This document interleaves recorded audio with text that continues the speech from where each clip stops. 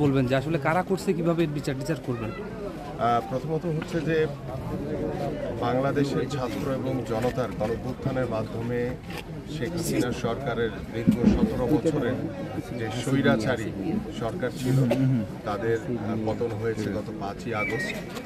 এবং আপনারা জানেন যে এই স্বৈরাচার শেখ হাসিনা সরকার তার ক্ষমতাকে টিকিয়ে রাখার জন্য ছাত্র জনতার উপরে যেভাবে গুলি করেছে, যেভাবে হত্যা করেছে, আমরা সকলেই চাই বাংলার মাটিতে তাদের বিচার হবে।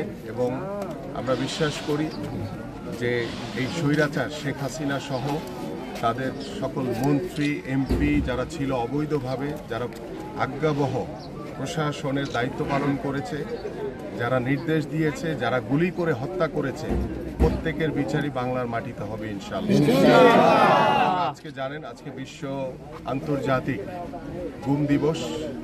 আমরা স্মরণ করছি যে গত 17 বছর ধরে আমাদের যে সকল নেতা কর্মীদেরকে খুন হত্যা করা হয়েছে এবং আমাদের চৌধুরী আলম সহ, আমাদের ইলিয়াস আলী সহ, আমাদের সাজিদুর রহমান সুমন সহ যে সকল ভাইদেরকে গুম করা হয়েছে, আমরা তাদেরকে স্মরণ করছি।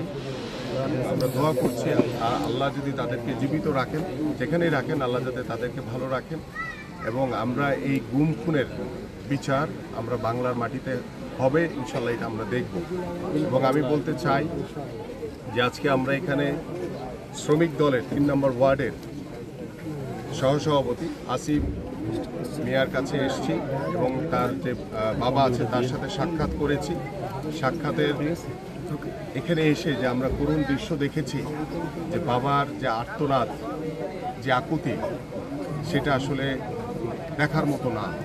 এবং আমরা চাই যে বাংলাদেশে এই অবৈধ সরকার যেভাবে গুম খুন হত্যা নিপীড়ন নির্যাতন চালিয়েছে, যেভাবে আমাদের ছাত্র এবং জনতার উপরে গুলি করেছে, এবং প্রত্যেকটি গুলির হিসাব নেওয়া হবে, রক্তের হিসাব নেওয়া হবে এবং প্রত্যেককেই আইনের আওতায় এনে আমরা বিচারের মাধ্যমে তাদেরকে বাংলার মাটিতে এবং বাংলাদেশের জাতি প্রত্যেকেই দেখবে যে কিভাবে স্বৈরাচারের শাস্তি দেওয়া হয় এবং তাদের বিচার করা হয়।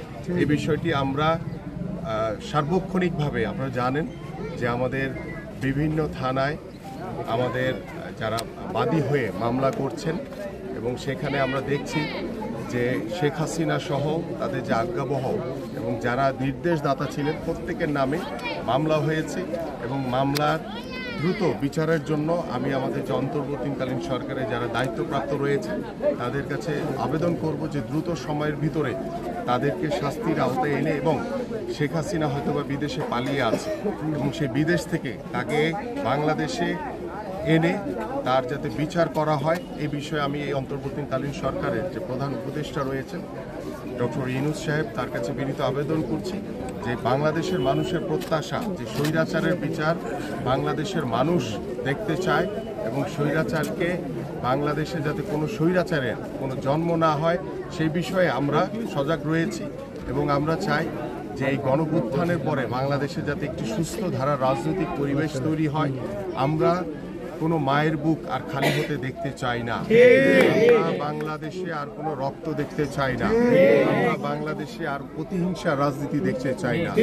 আমরা চাই যে বাংলাদেশের মানুষ শান্তিপ্রিয় এবং শান্তিগতভাবেই তারা যাতে সুন্দরভাবে বসবাস করতে পারে এবং বাংলাদেশের যে ভবিষ্যৎ যে চলমান যে আমাদের অন্তর্বর্তীকালীন সরকার রয়েছে তারা একটি অবাধ সুষ্ঠু নির্বাচনের মাধ্যমে জনগণের যে প্রত্যাশা, জনগণের ভোট প্রয়োগ করা, সেই ভোট প্রয়োগের মাধ্যমে জনগণের সরকার প্রতিষ্ঠা হবে এবং সেই জনগণের সরকার বাংলাদেশের জনগণের মতো, জনগণের কথা মতো চলবে ইনশাআল্লাহ।